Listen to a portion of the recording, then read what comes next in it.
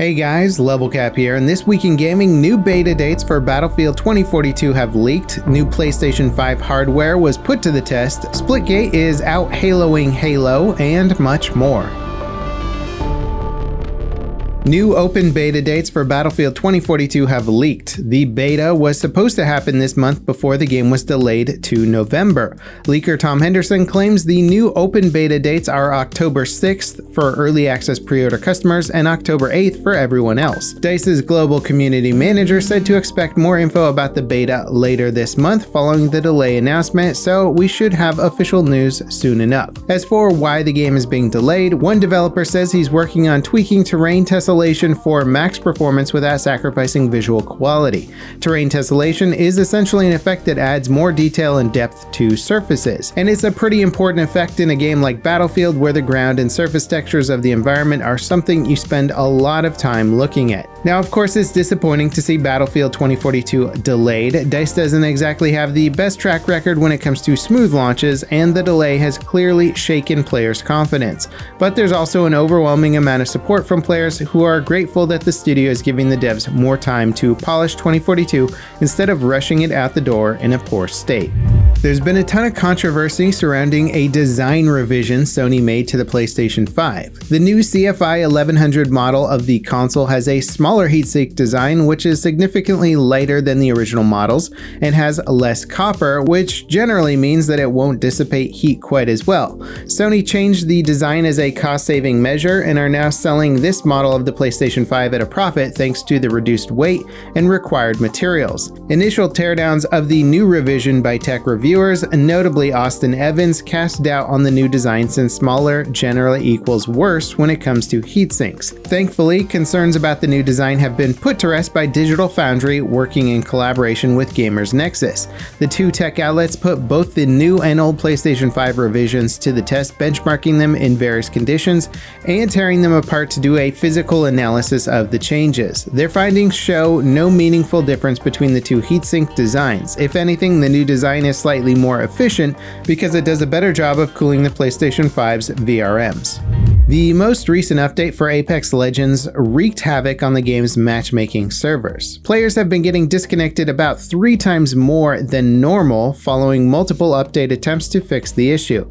This has prompted widespread outrage over the state of the game. It's especially bad considering that there's a rank split coming and the disconnects make you lose rank points. The update launched as a mid-season event with new challenges and paid cosmetics and made some pretty significant balance changes. The server issue has persisted through multiple game updates, and Respawn is saying that the big fix players are hoping for goes live on Monday. To make up for the problems, they're expanding the current rank split by a week. They haven't yet said if players will get their lost rank points back.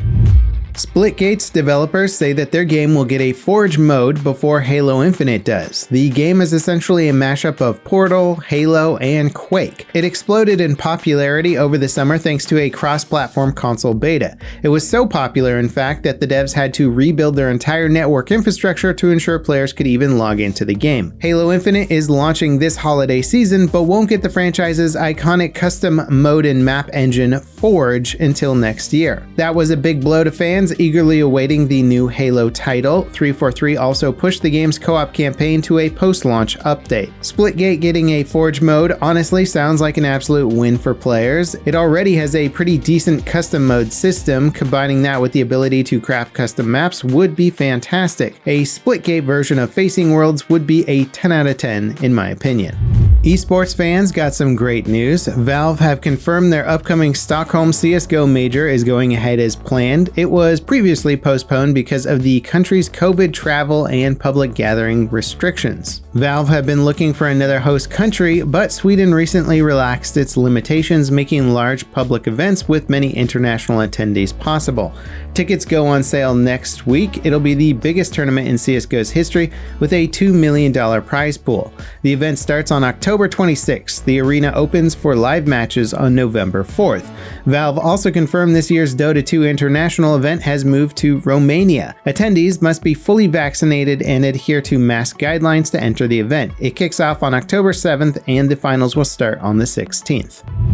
The Call of Duty Vanguard open beta is open to anyone on PC with a Battle.net account. Reviews of the beta have been very mixed, with most players saying audio quality is a problem. Footstep audio and weapon sounds are muddy and tough to distinguish. There's also problems with servers having issues keeping pace with the game. Stuttering and crashing have been widely reported. The good news is otherwise that the game itself seems pretty decent. By all accounts, it's essentially a World War II themed reskin of Modern Warfare 2019.